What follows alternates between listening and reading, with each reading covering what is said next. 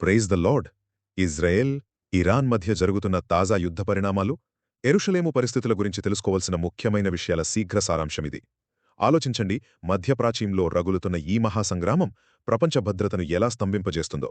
ఒక క్రైస్తవునిగా దేవుని పట్టణమైన యెరూషలేము క్షేమం కోసం మనం ఎందుకు ప్రార్థించాలో ఇప్పుడు చూద్దాం. మొదటిది, యుద్ధ తీవ్రత చూస్తే అసలు నమ్మలేం. ఎందుకంటే ఇరాన్ అత్యంత కీలకమైన స్ట్రెయిట్ ఆఫ్ హార్ముజ్ సముద్ర మార్గాన్ని మూసివేసింది. దీనివల్ల దాదాపు 10,000 కోట్ల రూపాయల సరుకుతో ఉన్న మన 37 భారతీయ నౌకలతో సహా వందలాది నౌకలక్కడే చిక్కుకుపోయాయి. ఇంకో ఆశ్చర్యకరమైన విషయమేమిటంటే, ఈ యుద్ధాన్ని ఆపడానికి తెచ్చిన ఆపరేషన్ ఎపిక్ ఫ్యూరీ బిల్లును అమెరికా సెనెట్ తిరస్కరించి పరోక్షంగా దాడులకు మద్దతు తెలిపింది. రెండవది, ఇరాన్ సుప్రీం లీడర్ ఖమేనీ మరణం తర్వాత ఈ ప్రతీకార దాడులు మరింత భయంకరంగా మారాయి. మీకు తెలుసా, శ్రీలంక సమీపంలో ఇరాన్కు చెందిన IRIS డెనా యుద్ధనౌకను అమెరికా జలాంతర్గామి ముంచేయడంతో 87 మంది ప్రాణాలు కోల్పోయారు.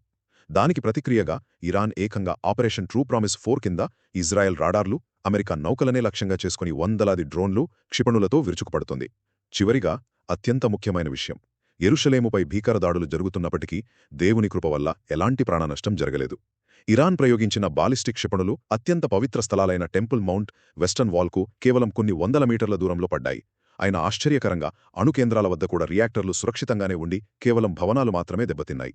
ఒక్క మాటలో చెప్పాలంటే, అనేక దేశాలను తీవ్ర సంక్షోభంలోకి నెట్టేస్తున్న ఈ భయంకరమైన యుద్ధం చల్లారాలని, ముఖ్యంగా దేవుని పవిత్ర పట్టణమైన యెరూషలేము క్షేమం కొరకు మనం అనుదినం ప్రార్థనలో విజ్ఞాపన చేయాలి. మరిన్ని ఆధ్యాత్మిక విషయాల కోసం మా ఛానల్ని ఫాలో అవ్వండి. అలాగే దేవుని వాక్యాన్ని మీ స్నేహితులు మరియు కుటుంబ సభ్యులతో తప్పకుండా పంచుకోండి.